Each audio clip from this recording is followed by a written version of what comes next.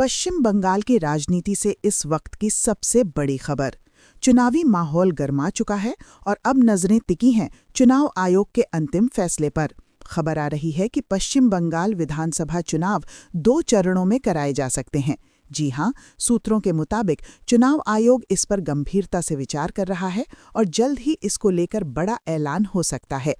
चुनाव आयोग के एक वरिष्ठ अधिकारी ने गुरुवार को जानकारी देते हुए बताया कि पश्चिम बंगाल की 294 विधानसभा सीटों के लिए चुनाव अगले महीने से शुरू होने की संभावना है और सबसे बड़ी बात, चुनाव 2 चरणों में कराए जाने की तैयारी चल रही है। हालांकि अंतिम फैसला अभी बाकी है, लेकिन नई दिल्ली में चुनाव आयोग की एक और अहम बैठक के बाद इस पर अंतिम मुहर लग सकती है। दरअसल चुनाव आयोग के नई दिल्ली स्थित मुख्यालय में लगातार बैठकों का दौर जारी है।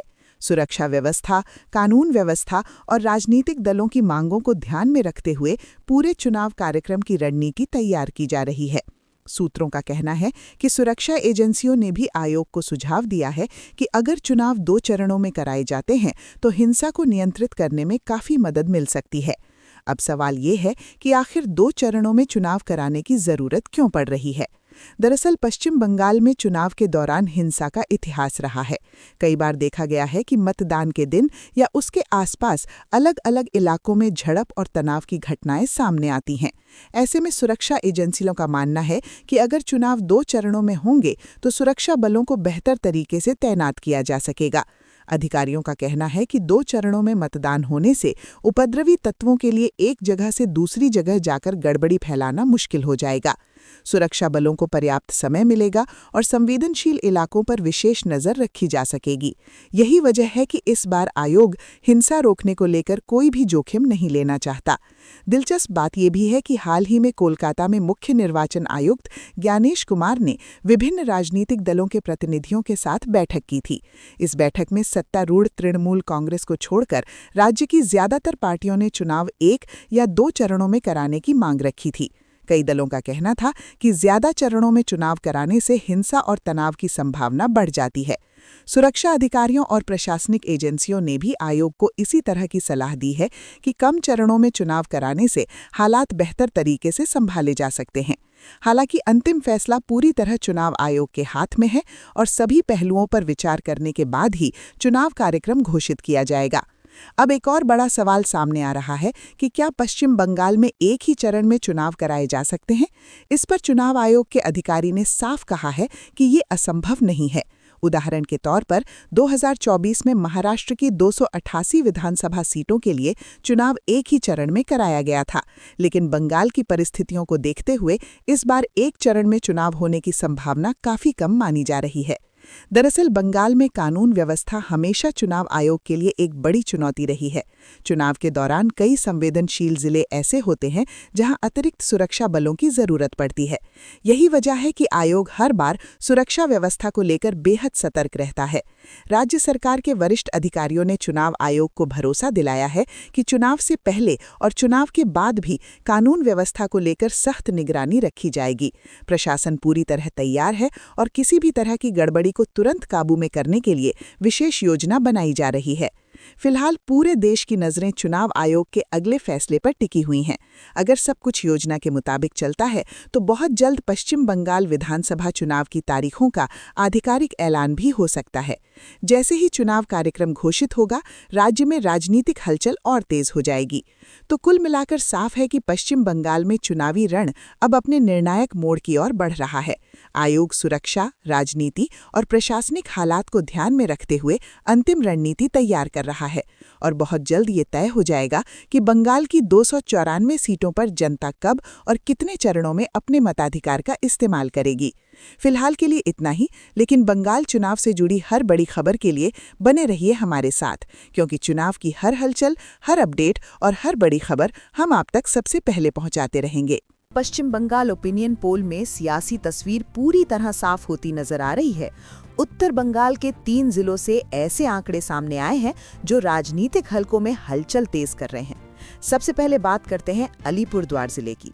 अलीपुरद्वार में कुल 5 विधानसभा सीटें हैं और ओपिनियन पोल के मुताबिक 5 की 5 सीटों पर भारतीय जनता पार्टी को बढ़त मिलती दिख रही है। यहाँ तृणमूल कांग्रेस और अन्य दलों का खाता शून्य नजर आ रहा है। यानी अलीपुरद्वार में मुकाबला एक तरफा होता दिखाई दे रहा है। अब रुख करते हैं पहाड़ियों की ओर। दार्जिलिंग जिले में भी कुल 5 विधानसभा सीटें हैं और यहाँ भी ओपिनियन पोल में बीजेपी सभी 5 सीटों पर आगे बताई जा रही है। तृणमूल कांग्रेस और अन्य दलों को यहाँ भी कोई सीट मिलती नहीं दिख रही। पहाड़ी इलाकों में बीजेपी की मजबूत पकड़ इस पोल में साफ झलक रही है। अब बात करते हैं कलिम्पोंग जिले की। कलिम्पोंग में कुल 1 विधानसभा सीट है और इस एकमात्र सीट पर भी बीजेपी को जीत की बढ़त दिखाई गई है। यहाँ भी बाकी सभी दल 0 पर सिमटे हुए हैं। अगर इन तीनों जिलों का कुल जोड़ देखें तो पश्चिम बंगाल की 294 विधानसभा सीटों में से 11 सीटों का ओपिनियन पोल सामने आया है और इन 11 की 11 सीटों पर बीजेपी को बढ़त मिलती दिख रही है। तृणमूल कांग्रेस और अन्य दल सभी का स्कोर 0। ये ओपिनियन पोल संकेत दे रहा है कि उत्तर बंगाल में सियासी हवा किस दिशा में बह रही है। हालांकि ये केवल जनमत का आकलन है, लेकिन आंकड़े बेहद मजबूत संदेश दे रहे हैं। अब बड़ा सवाल क्या यही ट्रेंड पूरे पश्चिम बंगाल में दोहराया जाएगा या फिर आगे की सीटों पर मुकाबला पलटेगा? राज्य के 3 अहम जिलों से जो आंकड़े सामने आए हैं, उन्होंने सियासी तस्वीर को और साफ कर दिया है। उत्तर और पश्चिम बंगाल में मुकाबला अब पूरी तरह तेज होता दिखाई दे रहा है। सबसे पहले बात करते हैं झारग्राम जिले की। झारग्राम में कुल 4 विधानसभा सीटें हैं और ओपिनियन पोल के मुताबिक चारों की चारों सीटों पर बीजेपी को बढ़त मिलती दिख रही है। यहाँ तृणमूल कांग्रेस और अन्य दलों का खाता 0 है, यानी झारग्राम में मुकाबला पूरी तरह एक तरफा नजर आ रहा है। अब रुख करते हैं उत्तर दिनाजपुर की ओर। उत्तर दिनाजपुर में कुल 9 विधानसभा सीटें हैं। यहाँ ओपिनियन पोल के आंकड़े बताते हैं कि बीजेपी को 4 सीटों पर बढ़त, जबकि तृणमूल कांग्रेस 5 सीटों पर आगे चल रही है। कांग्रेस और अन्य दलों को यहाँ भी कोई सीट नहीं मिलती दिख रही, यानी उत्तर दिनाजपुर में मुकाबला सीधा बीजेपी बनाम तृणमूल बन चुका है। अब बात करते हैं दक्षिण दिनाजपुर जिले की। दक्षिण दिनाजपुर में कुल 6 विधानसभा सीटें हैं। ओपिनियन पोल के मुताबिक बीजेपी 4 सीटों पर आगे, जबकि तृणमूल कांग्रेस 2 सीटों पर बढ़त बनाए हुए हैं। यहाँ भी कांग्रेस और अन्य दल पूरी तरह बाहर नजर आ रहे हैं। अब अगर पूरे पश्चिम बंगाल का ओवरऑल आंकड़ा देखें तो अब तक 294 विधानसभा सीटों में से 30 सीटों का ओपिनियन पोल सामने आ चुका है। इन 30 सीटों में बीजेपी को 23 सीटों पर बढ़त, जबकि तृणमूल कांग्रेस 7 सीटों पर आगे बताई जा रही है। कांग्रेस और अन्य दलों का स्कोर अब भी 0 है। राज्य के 3 अहम जिलों से आए ताज़ा आंकड़े सियासी हलकों में हलचल बढ़ा रहे हैं और मुकाबले की तस्वीर अब और साफ होती जा रही है।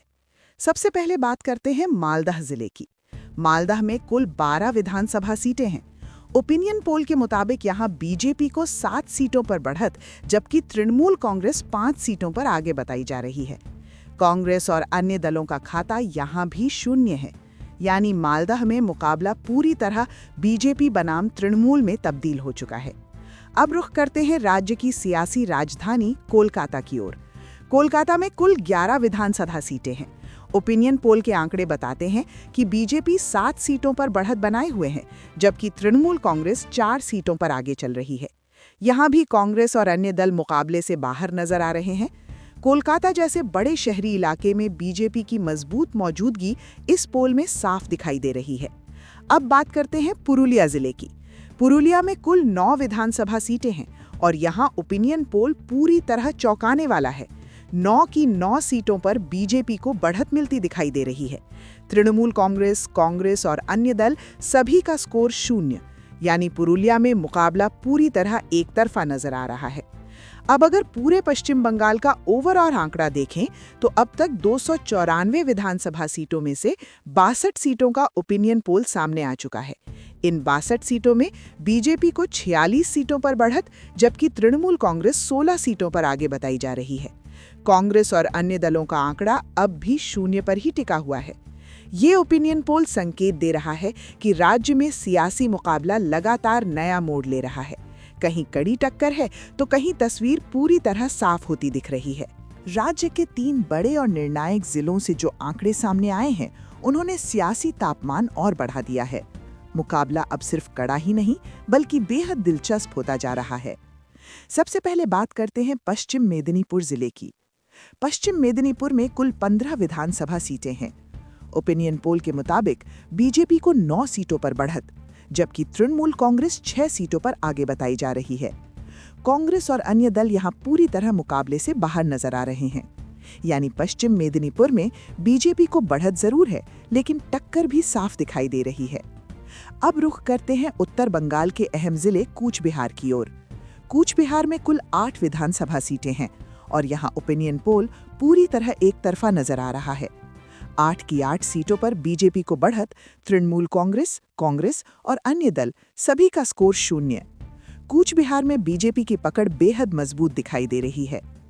अब बात करते हैं राज्य के सबसे बड़े और सबसे अहम जिलों में से एक दक्षिण 24 परगना की। दक्षिण 24 परगना में कुल 31 विधानसभा सीटें हैं।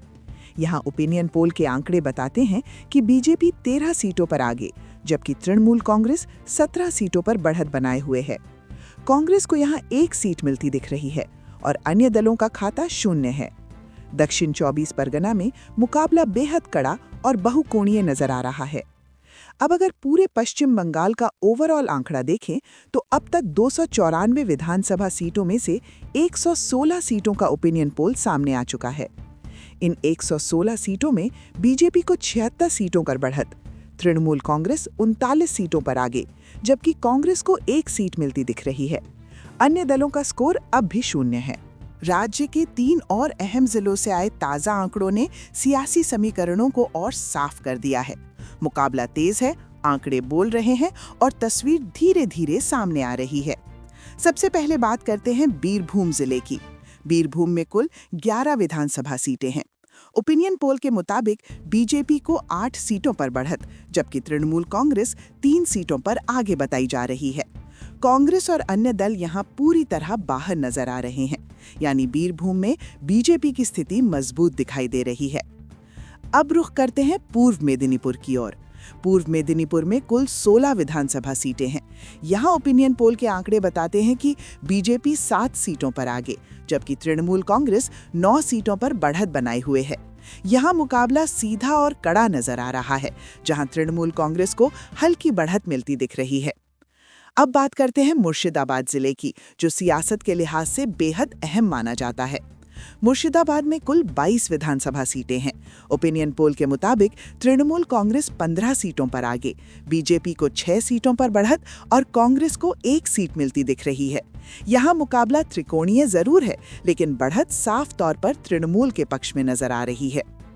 अब अगर पूरे पश्चिम बंगाल का ओवरऑल आंकड़ा देखें तो अब तक 294 विधानसभा सीटों में से 165 सीटों का ओपिनियन पोल सामने आ चुका है।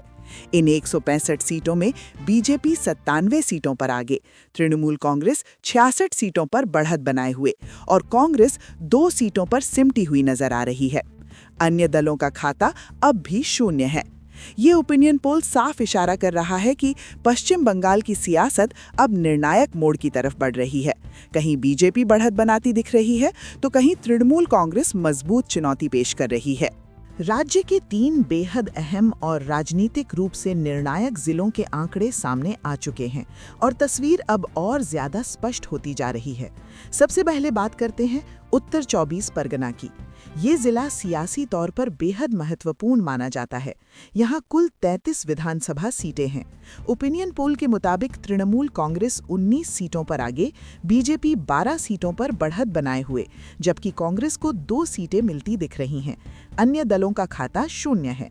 उत्तर 24 परगना में मुकाबला त्रिकोणीय जरूर है, लेकिन बढ़त तृणमूल के पक्ष में दिखाई दे रही है।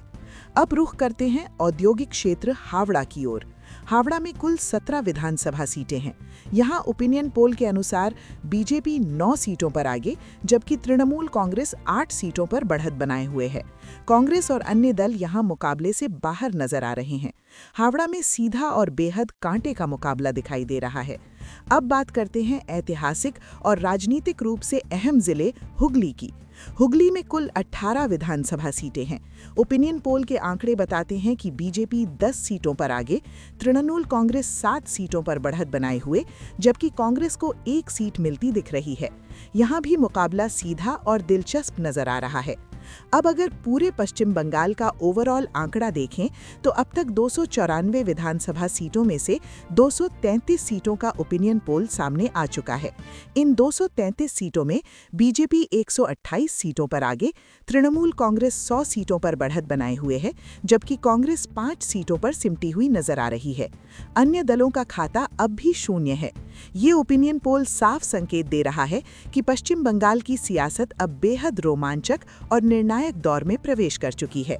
कहीं तृणमूल कांग्रेस मजबूत चुनौती दे रही है तो कहीं बीजेपी बढ़त बनाए हुए है। राज्य के 3 और अहम जिलों के ताज़ा आंकड़े सामने आ चुके हैं और अब तस्वीर लगभग साफ होती नजर आ रही है।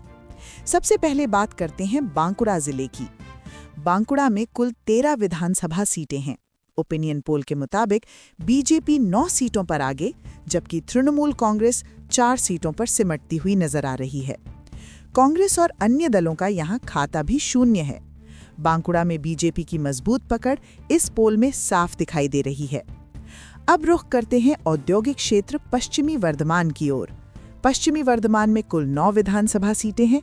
यहाँ ओपिनियन पोल के आंकड़े बताते हैं कि बीजेपी 6 सीटों पर बढ़त बनाए हुए है, जबकि तृणमूल कांग्रेस 3 सीटों पर आगे चल रही है।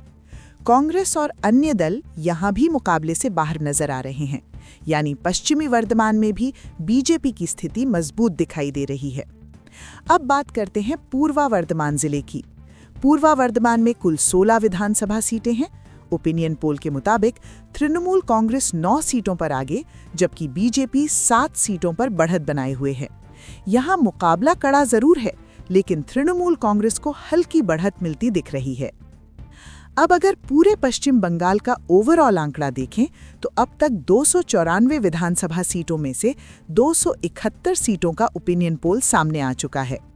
इन 271 सीटों में बीजेपी 150 सीटों पर आगे, तृणमूल कांग्रेस 116 सीटों पर बढ़त बनाए हुए, जबकि कांग्रेस 5 सीटों पर सिमटी हुई नजर आ रही है।